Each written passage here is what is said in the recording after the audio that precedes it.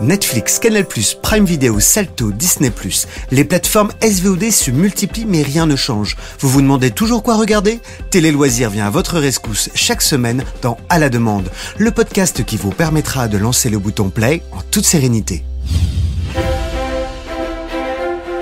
C'est la série plaisir coupable par excellence. La chronique des Bridgerton revient ce 25 mars sur Netflix pour une saison 2 et la question qui brûle toutes les lèvres, c'est « Est-ce que cette nouvelle saison nous fera autant d'effet que la première sortie en 2020 ?» Cette série signée Shonda Rhimes, alias Madame Grey's Anatomy, qui se déroule en pleine régence anglaise, soit au tout début du 19e siècle, et qui suit les histoires de cœur de famille de la haute société, nous a, à l'époque, et il faut bien l'avouer, pas mal émoustillés devant nos écrans. Car sous les costumes inconfortables, l'ambiance trop guindée et les bonnes manières de l'aristocratie se cachent des pensées et des désirs parfois peu chics pour des ladies and gentlemen.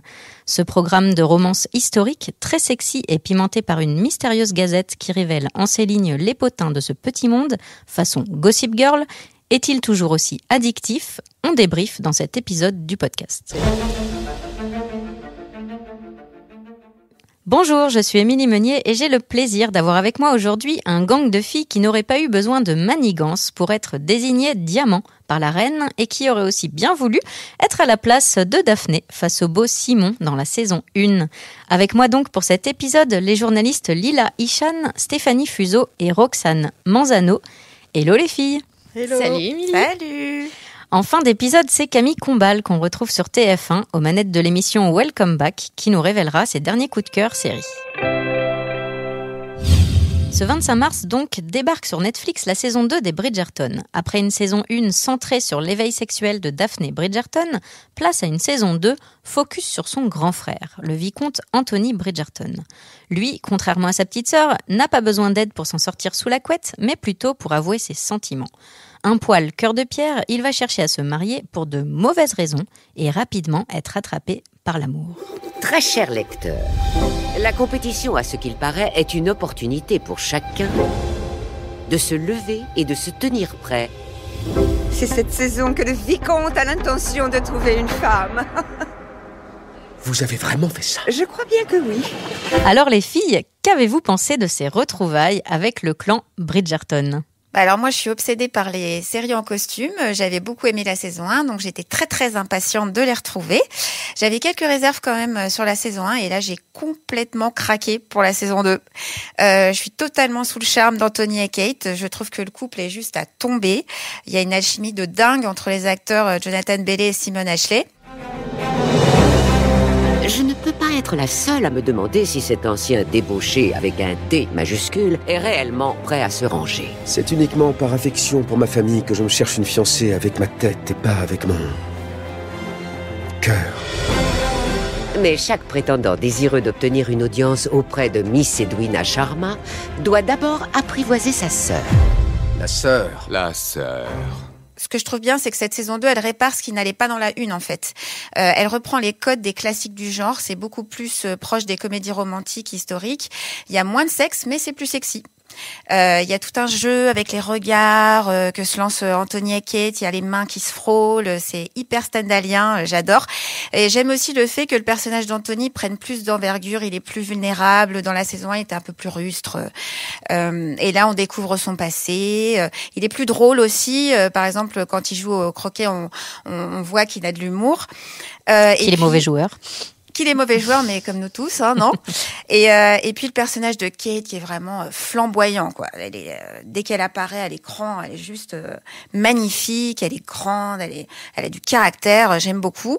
Et j'aime aussi, pour finir, pour pas monopoliser la parole, que les deux, en fait, ont en commun d'avoir des responsabilités par rapport à leur famille et qu'ils apprennent tous les deux, en étant dominés par leur passion, à se libérer de ça et à se laisser guider par leurs sentiments qui sont plus forts qu'eux. Je trouve que c'est hyper excitant.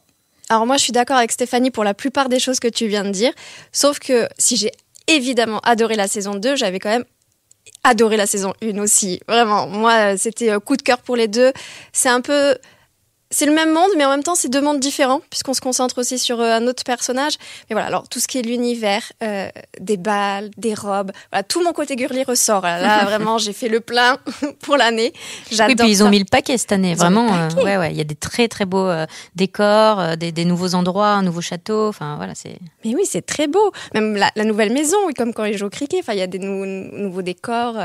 Non, moi, j'ai adoré. Et le couple, évidemment, Kate et Anthony. Coup de cœur, hein, comment dire, j'en perds les mots.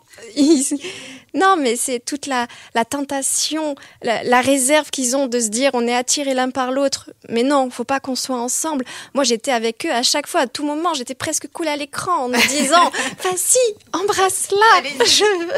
Non, vraiment une alchimie mais totale entre les deux acteurs. Et non, j'ai été emportée. J'ai vraiment adoré la saison 2. Moi, je suis un peu entre vous deux, en fait. Moi, j'ai adoré la première saison, vraiment. Enfin, tout m'a plu dans cette première saison. Sur la 2, bon, j'avoue, je savais qu'il n'y avait pas René Jean. Mais je me suis dit, je vais quand même regarder. Et j'appréhendais. Et finalement, j'ai trouvé quand même si on retrouve toute l'ambiance de la première saison au niveau des décors, en effet, on découvre des nouveaux lieux. Par contre, petit bémol quand même sur l'univers, je trouve qu'il y a moins de danses chorégraphiées aussi belles que dans la première saison. Je trouve qu'elles étaient plus majestueuses et la façon de réaliser les chorégraphies de la première saison, je les trouvais vraiment beaucoup plus belles. Et il y en avait beaucoup plus aussi. Mais pour revenir au sujet, sur le couple Anthony et Kate, moi je les ai trouvés trop timorés. Alors, c'est un peu gnangnan, je te rejoins Lila. Franchement, pas du tout. non, c'est ennuyant. Hyper sexy. Ah non, mais il y a justement, si on fait le comparatif entre la première et la deuxième saison, il y avait vraiment un truc sexy entre Daphne et Simon. Qui se regarde pendant des heures sans rien faire. Mais oui, non, justement, Non, c'est autre chose que sexuel. Dans la première saison, c'était un désir sexuel, une envie, d'où les nombreuses scènes de sexe.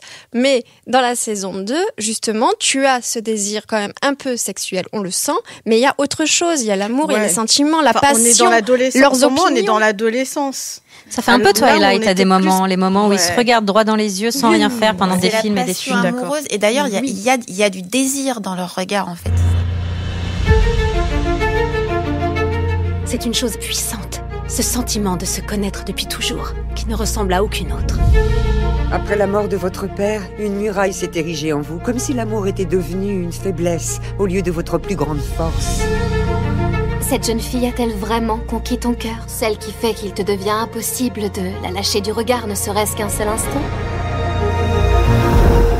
Que se passe-t-il lorsque le devoir se retrouve en conflit avec les véritables aspirations du cœur?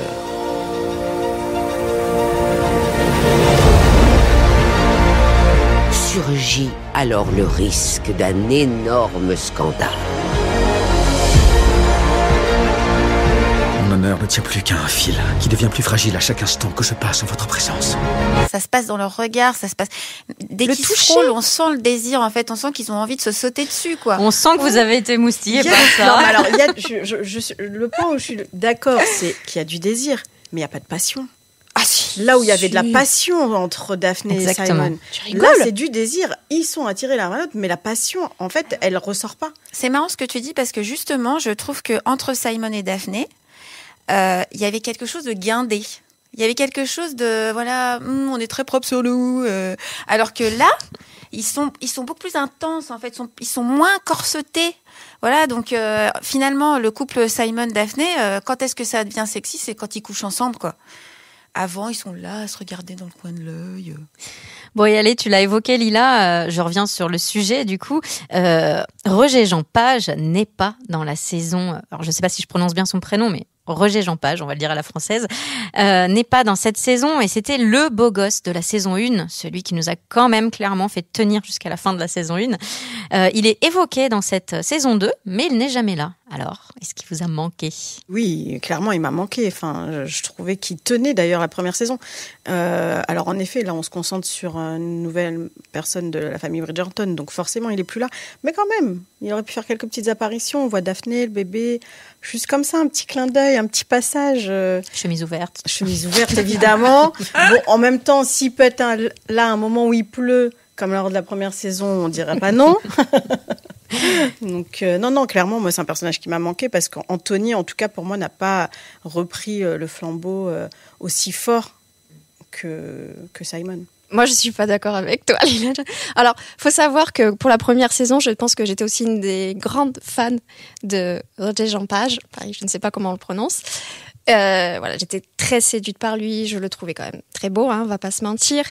Mais il m'a pas du tout manqué dans cette saison 2, alors que j'étais la première à crier au scandale quand j'ai entendu dire qu'il n'allait pas revenir. Mais là, les scènes se passaient et à chaque fois, je me disais... il est pas là, mais ça ne me manque pas. Anthony, je trouve qu'il fait vraiment du bon boulot. Il y a toute la lumière sur lui et tant mieux. Moi, je trouve qu'il était... Déjà, je le trouvais quand même aussi séduisant dans la première saison, même si on parle que du physique. C'est vrai qu'il me plaisait quand même. Et il m'a plu aussi dans la saison 2. Enfin, quand il tombe dans l'eau et qu'il a la chemise toute mouillée, là, qui colle à son torse.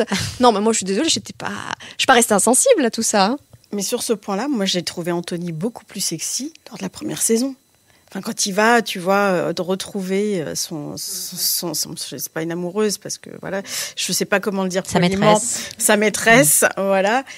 Là, je le trouve hyper sexy. En fait, je trouvais qu'il avait un côté un peu plus animal. Alors quand il était un peu plus chien fou. Ouais. En fait, il aurait pu garder une petite partie, même si là, on est en effet sur plus du psychologique et tout, mais il aurait pu la garder cette petite partie-là qu'il avait dans la saison 1. Mais moi, justement, je trouve qu'il continue à séduire, malgré qu'il y ait ce côté plus psychologique, parce qu'on comprend pourquoi il est comme ça, pourquoi il ne veut pas trouver l'amour, pourquoi il veut juste un mariage pour toutes ses obligations familiales. Et malgré tout ça, ça rajoute du charme aussi. Il est peut-être plus dur, mais voilà, il y a une dualité entre justement ce qu'il aimerait être et ce qu'il pense qu'il doit être. Et je sais pas, moi, j'ai trouvé quand même très bien et très intéressant. Tu ne vois vraiment rien qui puisse le rendre attrayant ou charmant? Si, j'imagine que je vois ce qui peut rendre attrayante sa personne. Et alors, est-ce qu'on sait pourquoi Roger Jean n'a pas re-signé pour cette saison Alors, il n'a pas donné vraiment de raison. Je pense qu'il n'était pas très satisfait de ne pas être au centre de cette saison 2 parce qu'il était au centre de la saison 1. À mon avis, il a un petit peu pris la grosse tête parce qu'effectivement, comme beaucoup de femmes, moi aussi, j'étais assez séduite, même si j'étais pas non plus complètement surexcitée par son personnage. Mais en fait, là, j'ai failli tomber de ma chaise en t'entendant, Nina, parce que je trouve justement que Anthony, alors déjà, merci les scénaristes, on le voit dans son bain, on le voit torse nu, on le voit de dos nu, donc on peut en profiter. Et franchement, il est hyper sexy. Et effectivement, je rejoins Roxane, la scène où il tombe dans l'eau, qui est d'ailleurs un clin d'œil à Orgueil et Préjugés, un de mes films préférés, enfin une de mes mini-séries préférées. C'est juste le regard de Kate, on a le même quoi. On voit juste son torse sous la chemise, donc. Je trouve qu'il allie à la fois le côté psychologique, on connaît son passé, etc., avec un petit corps musclé, bien sympa et un joli petit sourire. Et Roger Jean Page, pour revenir à lui, alors moi, il m'a carrément, mais pas du tout manqué. Je n'ai pas du tout pensé à lui. Déjà, Daphné, je me suis dit, ah tiens, elle est là. Et franchement, lui, il m'a pas du tout manqué parce que... son personnage était un petit peu, comme j'ai dit tout à l'heure, un peu trop guindé. Voilà, il se regardait un peu jouer, quoi. Là, c'est un petit peu plus nature. Lila, toi, Anthony te pose un petit problème pour une raison précise. C'est peut-être pour ça aussi que j'ai bloqué. En fait, je sais pas, dès les premières scènes, j'ai eu l'impression... Enfin, il m'a fait penser à Macron. Donc, alors, Anthony Bridgerton t'a fait penser au président Emmanuel Macron. Tout à fait. Et moi, je partage ton avis. Je trouve qu'il donne des airs. Alors, c'est peut-être, en effet, le côté peut-être costumé, très sérieux, la petite raie sur le côté, enfin bien coiffé, bien propre sur lui. Moi, il y a des moments, ça m'a sorti aussi un peu. C'était un peu difficile de craquer. Ouais, je suis complètement d'accord avec toi. En fait, il y a vraiment eu des moments, en fait. Alors, si on les met côte à côte, clairement, ils se ressemblent pas. Mais il y avait des airs par moments qui... Enfin, moi, ça me faisait des flashs. Et je pense que ça a dû perturber ma lecture d'Anthony, forcément. Évidemment. Voilà. Non, mais là, avec Roxane, on se regarde avec les yeux écarquillés. Alors, je n'ai pas pensé une seconde à Macron et j'ai beau regarder les photos. J'ai pourtant vu la série 3 fois. Rien, nada. Il faut faire un petit tour chez Flelou, les filles. Non, mais c'est qu'on est déjà dans la campagne présidentielle.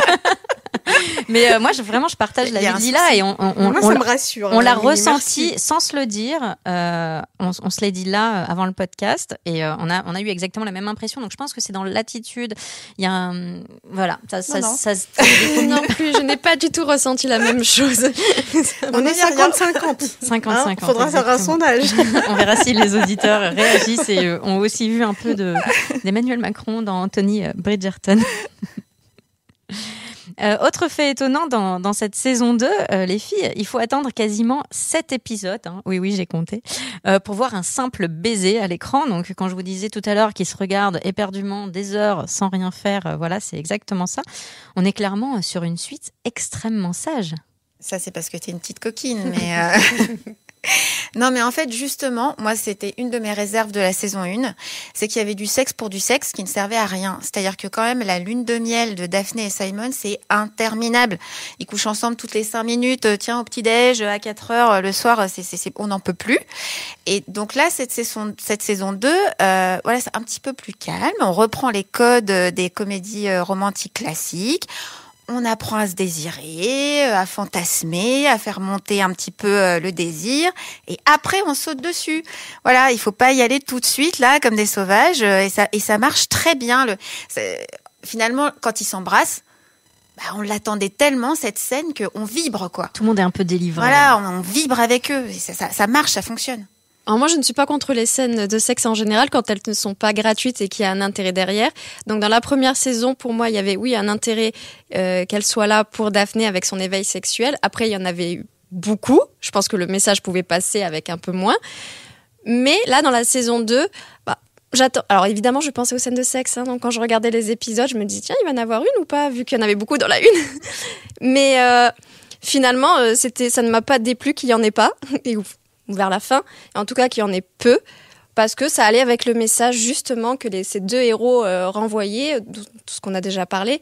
Donc moi, c'était pas un grand souci. J'aurais même presque pu me passer des 2 ou 3 petites scènes de sexe qu'on a eues. C'était vraiment pas une attente. Moi, je trouve que là, on est passé de tout à rien, en fait. Il n'y a pas de demi-mesure. Alors, en effet, je me souviens, lors de la première saison, c'est vrai que les acteurs, on leur a parlé quasiment que des scènes de sexe. Donc, est-ce qu'il n'y a pas eu un peu Ils ont fait un pas de côté, et que là, vraiment, c'était le côté fruit défendu dans cette saison. Mais oui, dans la saison 1, c'était n'importe quoi. Alors, c'était... Byzance... Ouais, et là, par contre, on est quand même très proche, pour moi, d'une comédie romantique d'adolescent et un peu moins adulte en fait. C'est ça qui m'a dérangé. Je dis pas qu'il faut du sexe tout le temps, mais là il y a quand même passer de tout à rien. C'est quand même mais pour moi, dommage. Je dirais pas ça à une série pour adolescents, je dirais ça vraiment aux séries historiques en costume à la Jane Austen en fait. Ouais, mais justement, vraiment je trouvais qu'ils avaient bousculé ça lors de la première saison. C'était ça qui était intéressant, c'est que ça bousculait un peu ce code et ils allaient un petit peu plus loin dans la modernité. Alors, il y a toujours des codes très modernes, on va en parler tout à l'heure, mais voilà, je trouve qu'en fait, ils ont perdu ce qu'ils avaient insufflé un petit peu lors de la première saison. Moi, ce que j'aime dans cette série, dans cette saison 2, c'est les personnages secondaires, justement, que je trouve très modernes, notamment une des petites sœurs Bridgerton, même la fameuse... alors, j'ai perdu son nom, Lady... Whistledown, exactement. Pénélope. Celle qui gère... Voilà, Pénélope, celle qui gère la Gazette. Et il y a aussi, dans la série, quelque chose de très moderne, c'est l'ABO. Est-ce que vous voulez parler un peu de tout ça, de tous ces à côté qui sont vraiment, pour le coup, moi, j'ai trouvé qu'on vraiment donné du souffle à cette saison. La personnalité que j'aime beaucoup dans les rôles secondaires, c'est justement Pénélope, Lady Whistledown, parce que je trouve que c'est elle la plus moderne en fait. On pourrait penser que c'est Héloïse. Je trouve qu'Héloïse, c'est un petit peu facile. Elle passe son temps à râler, à dire que les femmes, on peut rien faire, moi je veux lire, etc. Je trouve que c'est plus facile, alors que Pénélope, elle est plus subtile. C'est-à-dire qu'elle, elle prend son destin en main, on a l'impression que c'est une petite chose qui se laisse marcher dessus par tout le monde. Et en fait, elle a beaucoup de caractère. Le fait qu'elle soit Lady Whistledown, je trouve ça très intéressant parce qu'elle a un côté très noir aussi. Et frustrée de tout ce qu'elle peut pas avoir, donc je trouve qu'elle est très très intéressante. Et pour la musique, alors il y en avait un peu dans la saison 1, mais effectivement cette saison 2, j'ai vraiment aimé le fait que ce soit des musiques modernes qui soient retravaillées comme ça, c'est très réussi. Ouais, la musique, je trouve que c'est un point fort de cette série. Enfin, déjà en saison 1, ils avaient cassé les codes avec Billie Eilish, Maroon 5. Là, on a du Miley Cyrus et Alanis Morissette. Donc danser un bal sur des chansons si modernes. Non, franchement, je trouve que ça, c'est vraiment un point fort. Et cette modernité, on la retrouve aussi à travers la musique. Du coup, on veut en voir plus. Est-ce qu'il y a des nouvelles saisons de prévues, de validées ? Alors la 3 et la 4 sont validées déjà, et puis ça devrait suivre aussi, parce qu'il y a les bouquins qui sont centrés sur chacun des personnages, donc je crois qu'il y en a 8. Donc ça devrait au moins durer jusque-là. Et je pense que la saison 3 sera centrée sur Bénédicte. Comme promis en début d'épisode, c'est à présent l'animateur Camille Combal à voir sur TF1 dans l'émission Welcome Back qui vous conseille de regarder 2 séries. The Marvelous Mrs. Maisel sur Prime Video et OVNI sur Canal+. La série qui me fait le plus rire, c'est Marvelous Mrs. Maisel. Grand plan séquence, c'est beaucoup de dialogues très rythmés, pam, pam, pam, pam, pam, pam. C'est génial, c'est un univers que j'adore, là, ces années un peu 70, là, tout ça et tout, le grain, les costumes et tout, machin, c'est hyper ambitieux. On sait combien ça coûte de juste une scène, de remettre des voitures dans toute une rue. Eux, ils font une série entière comme ça, elle doit coûter une fortune. Et je trouve que ça se voit à l'écran, je trouve que c'est beau. Et je suis un fou de OVNI. J'ai tout vu, mais je l'ai dévoré, la saison 2. Et vraiment, pareil, tu vois, alors, je fais pas le gars qui fait tout le monde, je l'ai jamais rencontré de ma vie. Mais je suis halluciné de Melville Poupeau, quoi. Il a créé un personnage, c'est un comédien extraordinaire. Voilà, c'est déjà la fin de ce podcast. Merci beaucoup les filles, Lila, Roxane et Stéphanie, mes Bridgerton Girls à moi. C'était cool de vous avoir sur cet épisode. Merci. Merci, à très vite. Merci, c'était très chouette. Et puis spécial dédicace à Anthony. Macron. Non. Je salue Reggie, s'il m'entend. Reviens. Ils nous écoutent tous, tu sais. Évidemment. Merci également à vous, chers auditeurs, de nous avoir écoutés. N'hésitez pas à nous soutenir en likant et commentant l'épisode. Rendez-vous la semaine prochaine pour un nouvel épisode d'À la demande.